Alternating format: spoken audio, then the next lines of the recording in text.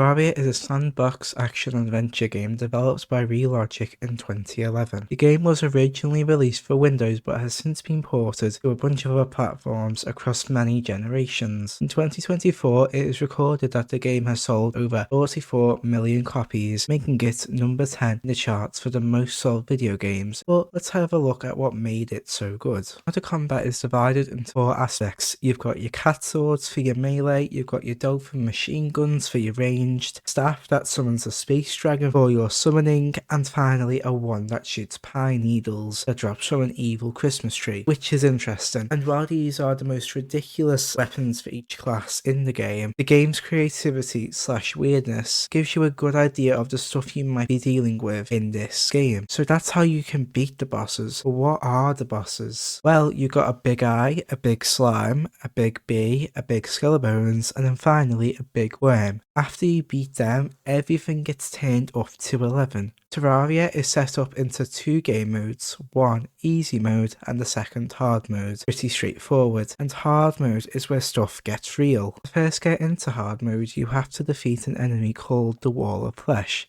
which in this game doesn't sound so bad when it's in the pixel form, but imagine if that was in a Soulsborne game with what they do already.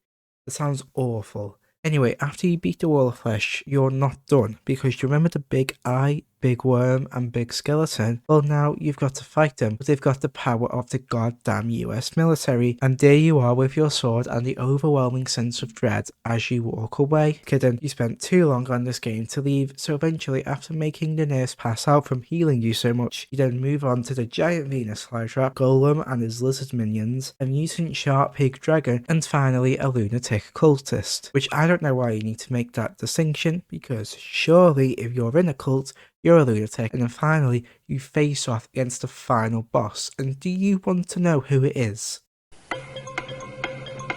Wrong, it's Cthulhu. Whoever made this game had a concoction of pure psychopathness into their mind to decide that this makes any sense. But after all that, I still think it's one of my favourite games in the world. But that's for later, it's not time for any closing words yet. Anyway, on the surface, this game may seem to have a simple point-and-click combat style. It's much more than that. Bosses in this game have 2 styles. One is the bosses being ridiculously fast, even from the first one off, or it has a lot of things that can hurt you at the same time. So while it may seem like this game is a point at the enemy and they die, it's actually more like gather everything for the fight, begin the fight, make sure you deal enough damage to win, while also avoiding everything the boss dishes out back to you. But also don't forget that there's a time limit, and if you die, it's over. But that's pretty standard in most games. And while this might be simple, in the first boss, the big eye, like I previously mentioned, you have to avoid as it darts backwards and forwards, sometimes even going underground where you can't hurt it, but it can hurt you. And did I forget to mention it spawns its own minions and everything else that naturally spawns at night, which includes zombies, even more little eyes, and a plethora of other things. And it can even get worse depending on if the moon scraped its knee or not that night. Anyway, this is an event.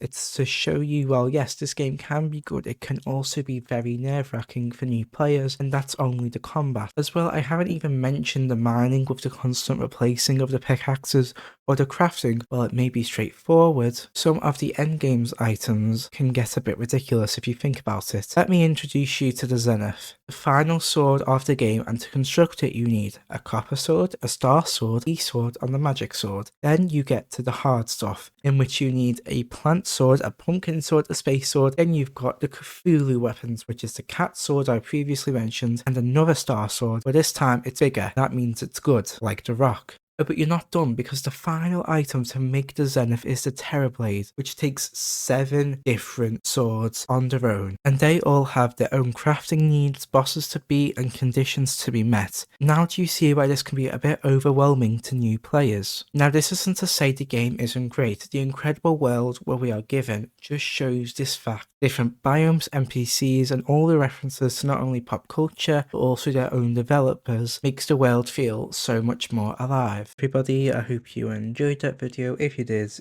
please subscribe down below and comment to see if you want to see anything else I can make. This video was a little bit different. I wanted to see what I could do within a week because I was off from college and stuff like that, so I had some free time and I had a week off, so I just thought, let's see what I can make within a week, and this was it. So yeah, let me know what you thought of it. Yeah, outro done.